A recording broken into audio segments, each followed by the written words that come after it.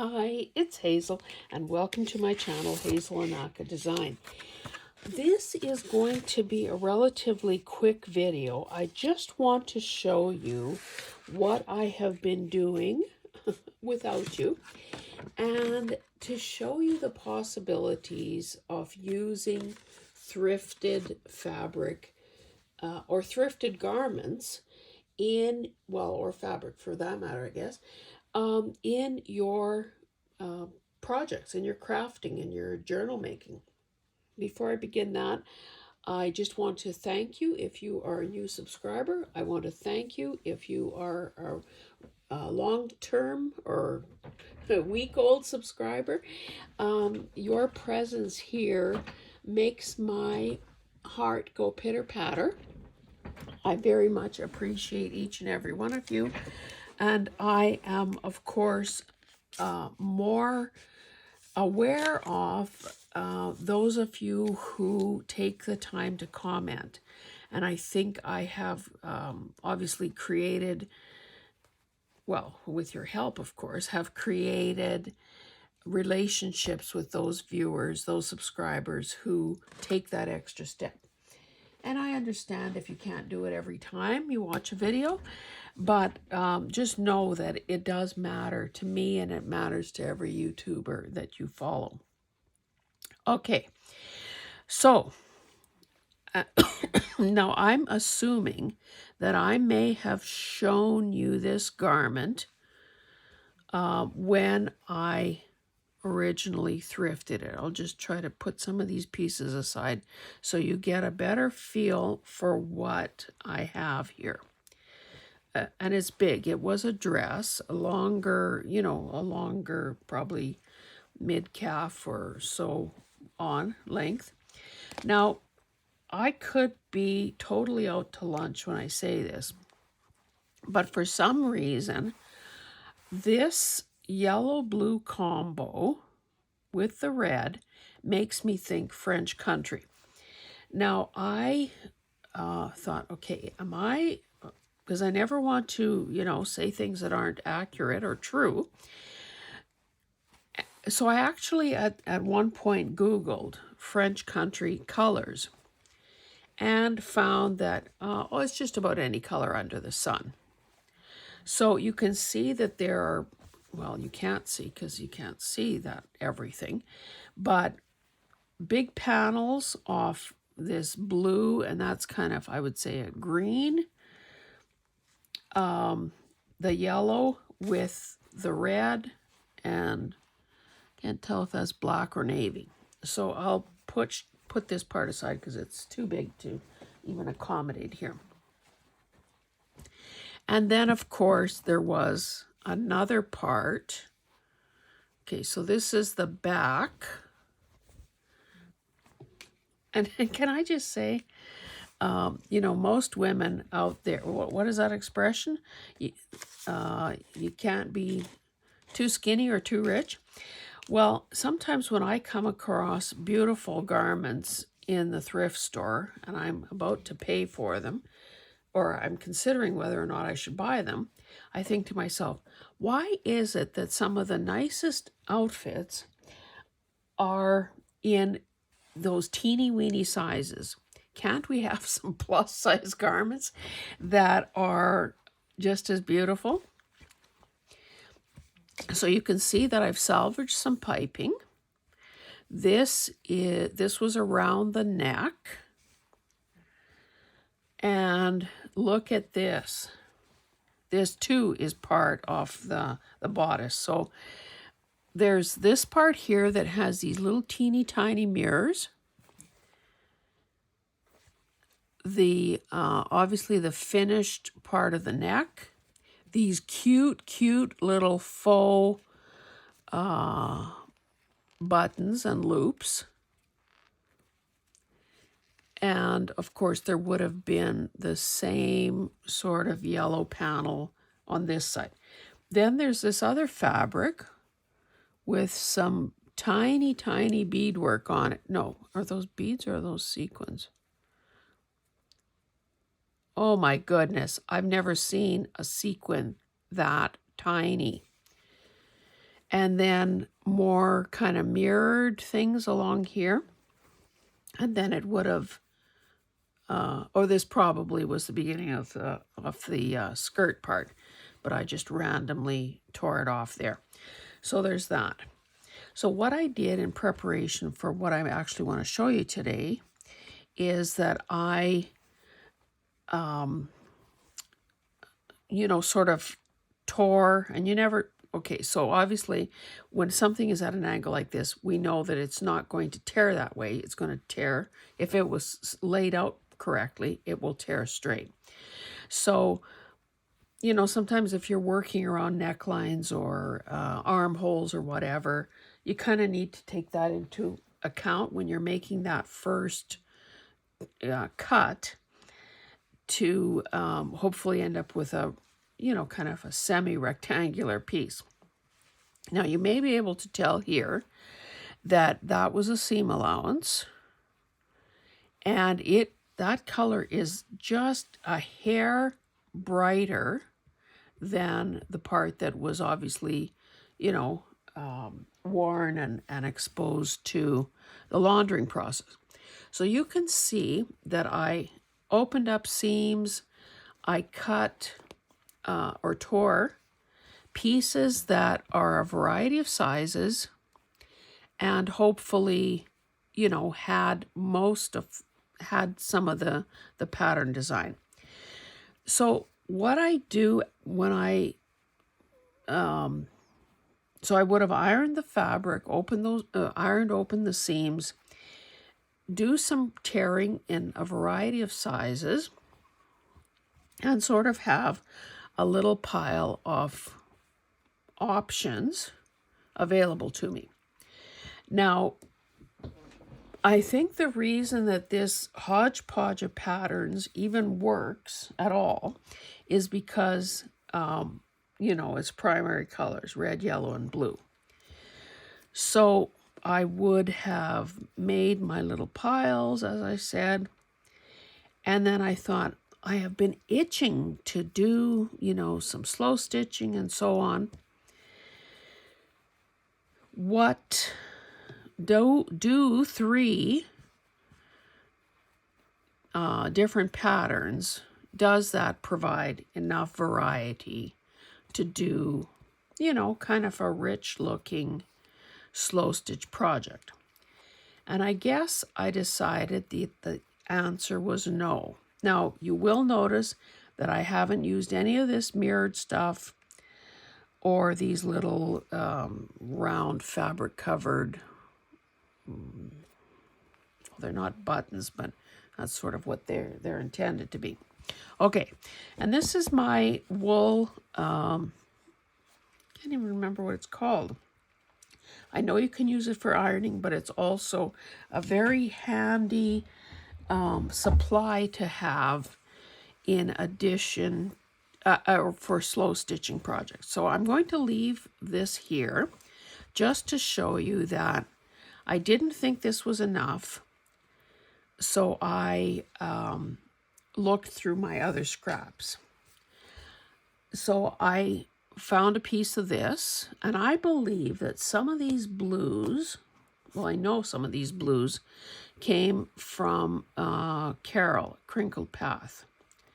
For a while, I don't know if she still does, but she was selling fabrics in, on this one you can tell, a hole punched in them, and she would have a whole hank, I don't know, is that the right word, of fabrics, related colorways.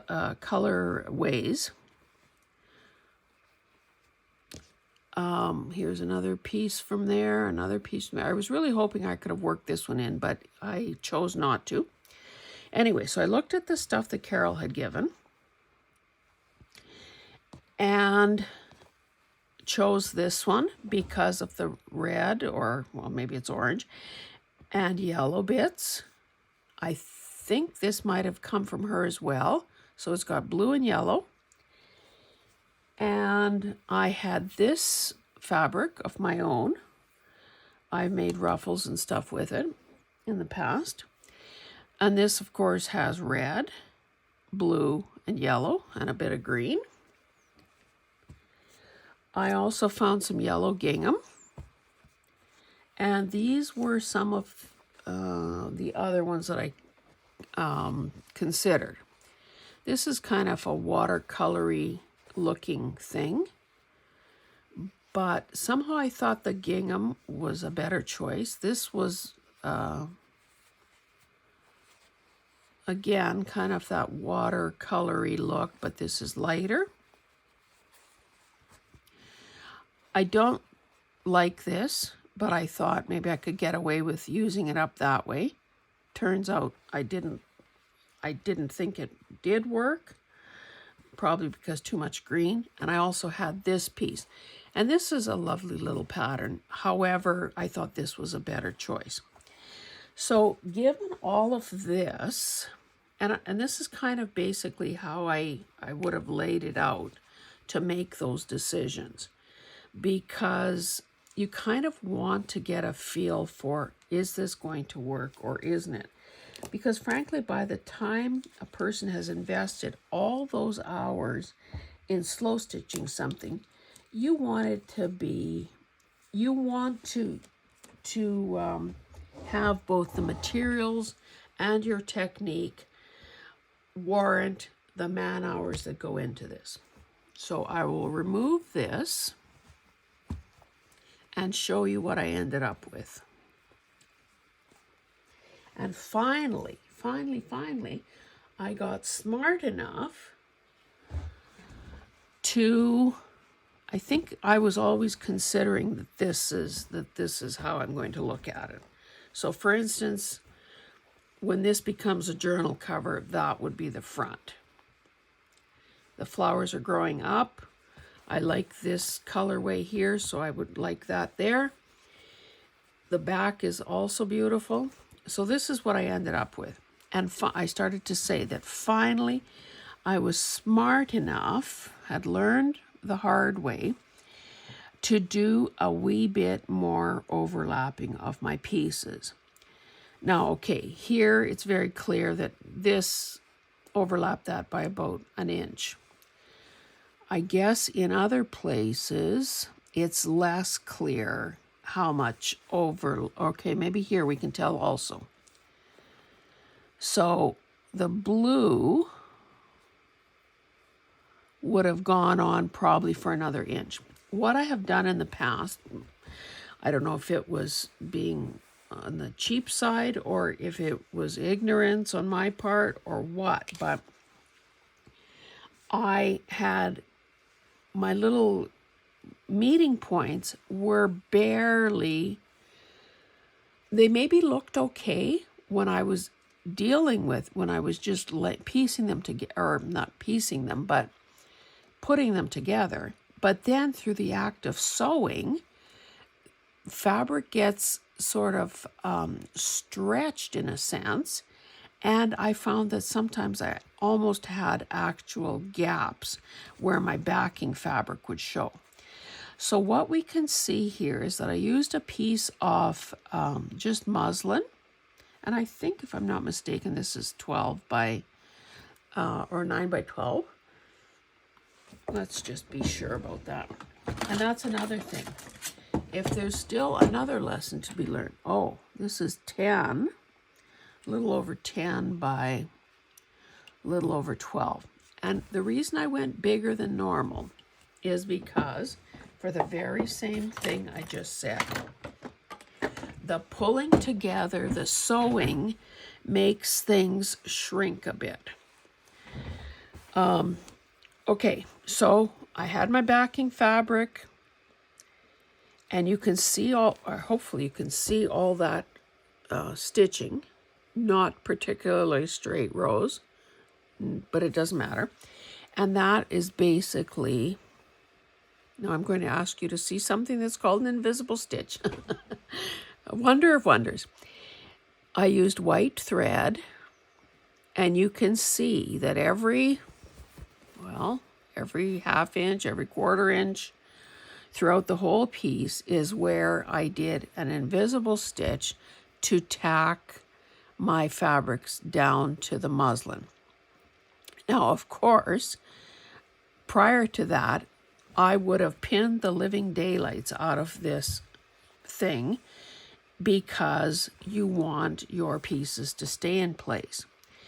Now, the invisible stitching step, yes, it's time consuming, but can you imagine if I was trying to work on this, adding slow stitching to it, and had, 35, 40, 50 pins holding it together? I would have drawn blood a long time ago, and I also would be very annoyed because, of course, your thread tends to get hung up on those pin heads. So once I had all that done, I kind of sat with it a couple of days and wondered, now what? Now, there isn't a great deal, there's really not very much white here at all. There's a bit here, there's a bit in the gingham, there's a bit here, but other than that, it's saturated color. This almost doesn't read as white, but I suppose, pretty close. So then I thought, okay, why don't I do the Lazy Daisy stitch? Now, at this point, I just have 4 of them done. And I would have been using, it looks like 3 strands. Of course, a skein of embroidery thread has 6 strands. Was that a poor decision that I made or not? Not entirely sure. However, when I went to do the French knots for the center of the flowers, I used that full strength. I used 6 strands there, and of course, it's very tactile. It's very visible, but I almost feel like it's maybe made the petals look kind of wimpy or wispy in contrast. So again, I don't mind drawing your attention to mistakes or poor judgments because number 1, my ego can stand it. Number 2, the way my brain is hardwired, that's how I learn. And number 3, I think ultimately I'm doing you a service by saying, this is what could have been better.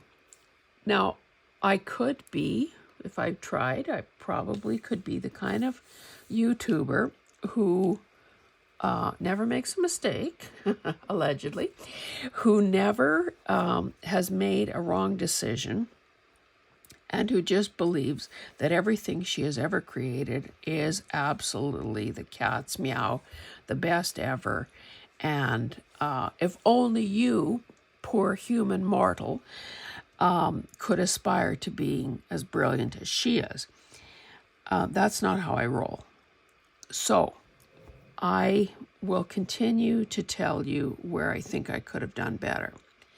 And I think I've also become resilient enough that I don't consider it,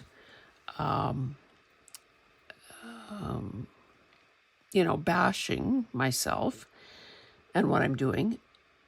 But I take the approach that it's instructive to me and to you. Anyway, so you can see where I have worked in the yellow gingham, which kind of brightens it up. This, and this almost feels like flannel, to be honest, but that's okay. These red pieces, and let's just see how this would work if I folded it. So, I think clearly I don't have anything, any edge right there at the fold point. Maybe that one.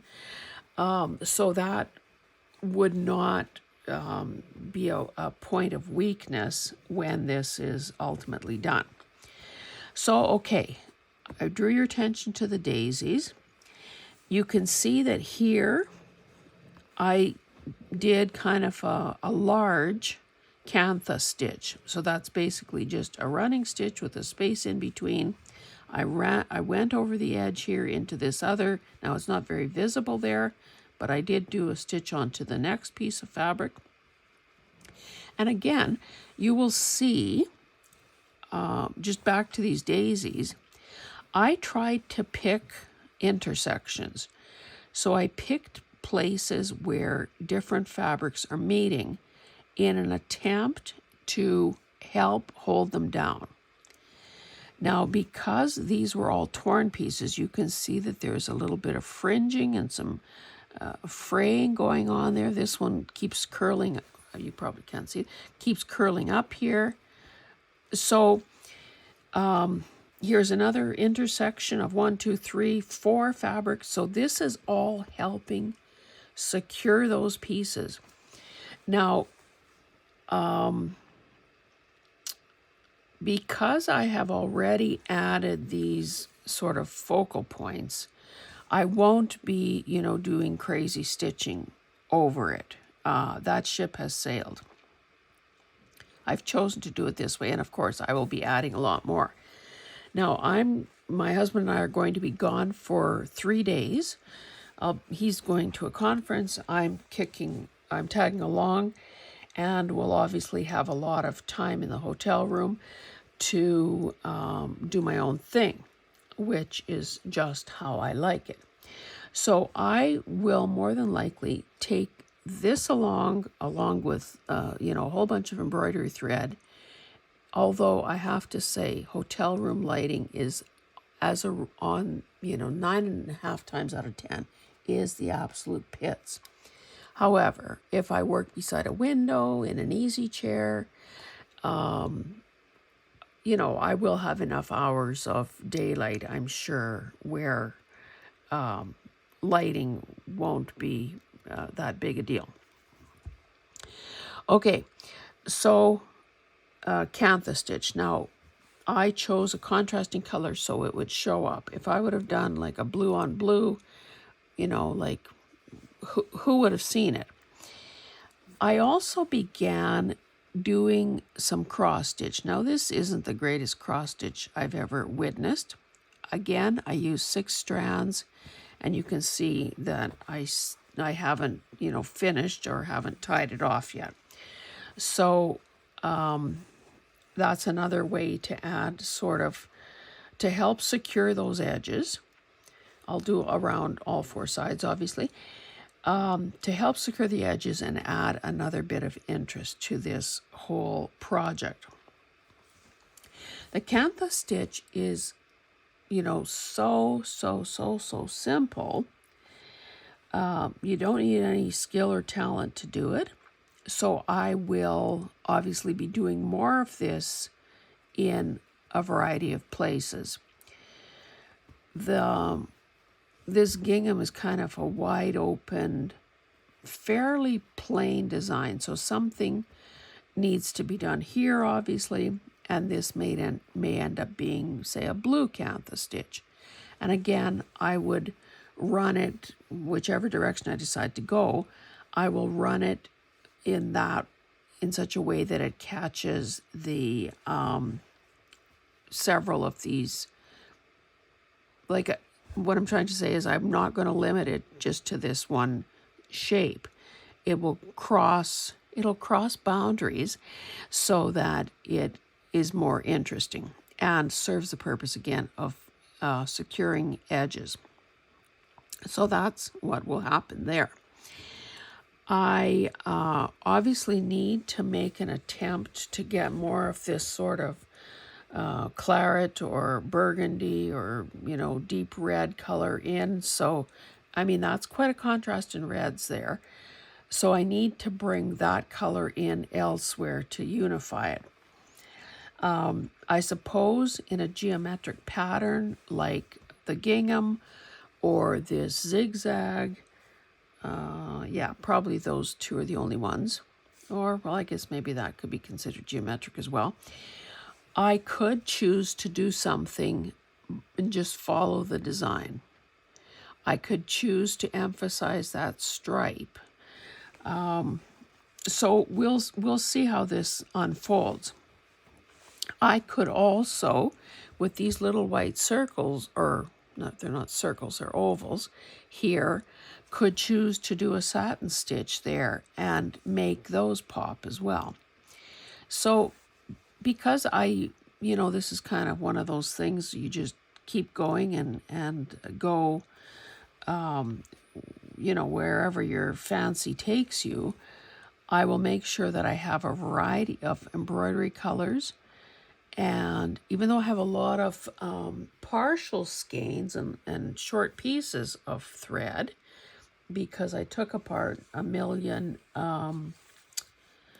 petty point kits and just threw all the colors together, I also have many full skeins. And I think that sometimes, especially if a person is using 6 strands, it's a good idea to maybe begin with a full skein just so that you don't run out. And of course, I will add the caveat that running out isn't the end of the world either.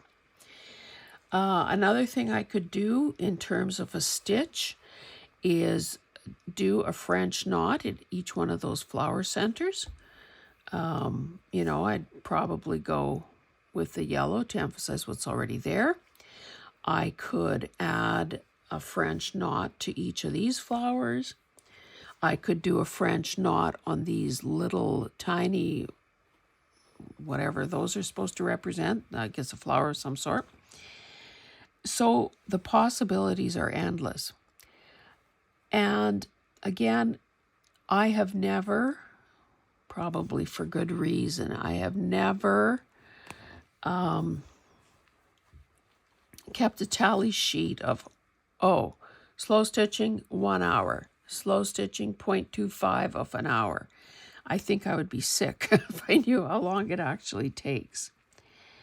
One of the other things that I did, I think I might have done it at the end, is just kind of make sure that my stitches are close to the end, because you can see that despite my best efforts, some of this top fabric extends beyond. That's another reason I think that it makes good sense to make your initial piece bigger than you think it might need to be. Because if I were to straighten this, there'd be some loss in my measurements. But again, the solution for that, if it ended up being too small, because some of my early ones are very close to being too small, again, too small is in the eye of the beholder. I could have done a slow stitch piece this size for a tiny little journal cover. And isn't that so very cute too? So, we make do with what we have.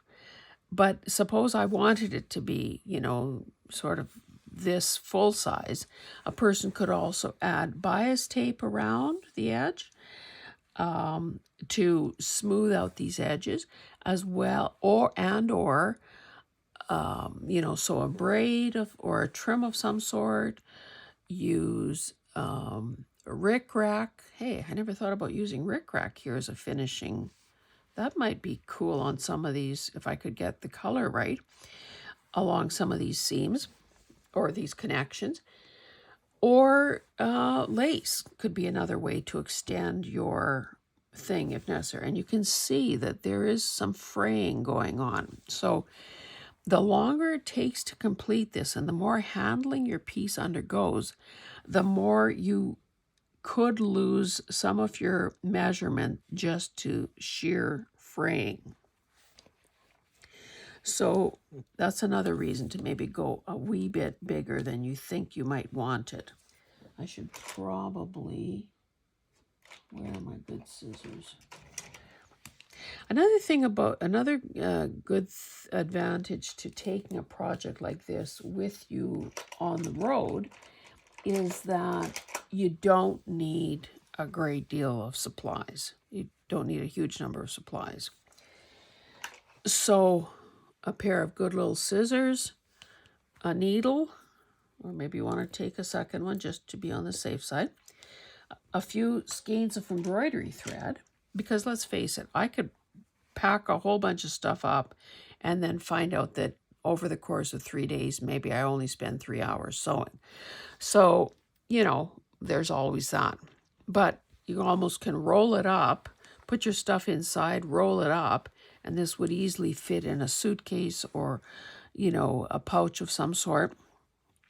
And it's a lot lighter and, again, more space, more efficient space-wise. If you were, for instance, if you were flying somewhere and had to worry about, you know, the size and weight of your luggage. So I just wanted to show you that because this is what is happening in the background here of my channel. These sorts of things that I want to, you know, I want to provide myself with variety of what I do, because we know that I don't have a great threshold for doing the same thing over and over again. So for my own mental well-being, I like to change things up and have many things on the go at once. I hope, and please tell me in the comments, have you ever done any slow stitching? And if you have, has it been just a wee bit of, you know, a few stitches as an embellishment on a tag or journal card? Have you tackled a journal cover? You know, another thing, if a person has invested a whole bunch of, we're not even going to count the supplies, because I mean, this doesn't amount to much in terms of dollars and cents of what the materials cost, whether the thread or the fabric, but it's the man hours that add up. So this could also very easily be framed and a decoration in one's studio. Or just now as I'm thinking about it, but then you'd lose part of the effect, is to consider stretching it, like putting it over stretcher bars. But then, of course, you lose part of the edge because you'd be stapling it to the wood stretcher bars. So I guess if a person ever did that, and this has just popped into my head, this whole idea of framing it as opposed to using it for a cover, you could make your muslin bigger by maybe an inch or two. Oh, and okay, to make it, to even be more clever about this, you would want to know, you'd want your stretcher bars, you'd want to know ahead of time what your finished piece is going to be. And those stretcher bars are typically sold in pairs, so you could make any combination, you know, pick whatever and whatever, 2 different measurements. That's how you're going to know what your finished piece is. But if you were to make your backing fabric, you'd maybe want to make that a bit bigger, knowing that that would be the part that could be stretched around the edge. Now, okay, pretend that we had, what can I use as for demo purposes? Well, a ruler is not exactly the thing, but let's pretend this is not, let's pretend this is 3-dimensional. So if that was the edge of my stretcher bar, we know that we would be losing however much we wrap around, but we also would know, just like with a stretched canvas, if you're doing an acrylic painting on canvas, and you're stretching it, you're doing it yourself on a stretched canvas, you have a couple of options in that case as to how to finish your edges, so that if a person is walking past it, they're not going to see ugly staples. They're going to see, in the case of a painting, they're going to see acrylic paint. They may see a contrasting color like a black, edge painted all around after the painting is done, or they're going to see a continuation. If I'd painted these flowers, I would continue painting right to the edge of the canvas. So then when this is wrapped around, you're seeing the painting continue right around the edges. And of course, that is probably, if it's a realistic painting, it'll make more sense on the sides than it will top and bottom. But most people are not going to be on their hands and knees looking at the underside of your painting, or standing on their tippy toes and looking at the top of. So it's the sides that are most important in a case like that. So likewise here, if I decide, oh, I want this to be on stretcher bars, it's so beautiful, I would want this to be what people see from the side. Now, we also know the stretcher bars are typically made of hardwood. They're not going to warp. They have some substance to them. So they, out of necessity, are thicker.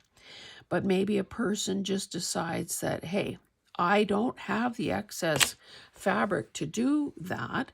So maybe, in fact, a person would just be attaching it, say, to a canvas board. Now, where it's sort of like a student grade product where you've got a canvas substrate to paint on, but it's essentially just a board, and not even a wooden board, but like a heavy chipboard board type thing. If I had something like that to show you, I would. But then, of course, you would lose a lot less, because those things are only, barely a quarter of an inch thick. And you'd end up with something like that showing on the side versus, half an inch or 3/4 of an inch or an inch. So that is definitely something that I think I would consider in the future. And in fact, that might be a good thing to do with some of the other ones that I have stitched in the past, but have been reluctant to use because I just thought, no, I'd rather hoard these. Thank you very much. So yeah, I'm glad that idea came to me. And I'm glad you stayed around while I thought out loud. I'm just wondering if there's anything else I want to say to you. Now, I guess another thing that I could have done, and probably maybe even still should do, is zigzag around the edge, because that would stop the fraying, and it would help in situations like this where something obviously was off square. And of course, I can't really do much about that at this point. Oh, I guess the final thing I would say is this is what the back side looks like so far. However, obviously, we would, if this does become a journal cover, we would never want this visible. So in fact, we would pick either a paper or like a cardstock weight or another piece of fabric to sandwich or to hide all of this not so pretty stuff that's going on in the back. Now, I guess the beauty of doing a fabric cover in the first place is the squeezability, the squishiness factor. So using a paper on the inside probably may not be the choice. Although, as always, I'm here to tell you about options. The advantage of using a paper is that it would help this keep its shape, and it would add a bit of rigidity, because all fabric covers are pretty flimsy. I suppose another thing I could do in between this and a finishing fabric, an inside cover fabric, would be to add a layer of batting or interfacing or something like that to give it a bit more heft. Again, those are all personal decisions. And they all, you know, add or subtract time in the overall project. So I hope this has been a bit instructive to you. And, you know, I sometimes do the stitching at bedtime. So I carry this whole thing from one place to another, from the bedroom to the studio, from the studio to the bedroom. Sometimes I don't do a darned thing to it in either place, but I have to tell you, it makes me smile every single time. And I think at least part of the reason for that is the fact that it is primarily primary colors. Can any of us look at red, yellow, and blue without thinking, you know, maybe kindergarten, first day of school? I think, I don't have any proof of this, but I'm thinking that maybe those colors just react with our eyes and our brains in such a way that they're cheerful, and they're maybe they're nostalgic because they take us back to those earliest memories. Again, no proof whatsoever. I'm guessing. Anyway, and maybe if this ends up being one of those happiness type projects, maybe framing is the best solution, because then it's always there, available for me to see. If I, you know, and of course I'm not promising when, or promising if or when. If that were to be my final decision, you can be sure that I would do a video to show you exactly how to do that. And of course, point out the pitfalls. One final thing I'll say is that I don't know if you can tell, in this particular flower center, there are two different colors here with very subtle differences between them. Ideally, that is better than all one color. And I think the reason that worked out that way is because I must have been running out of, I was using a scrap piece of thread and I ran out, so I ended up picking, you know, next best thing. But in fact, that is really nice.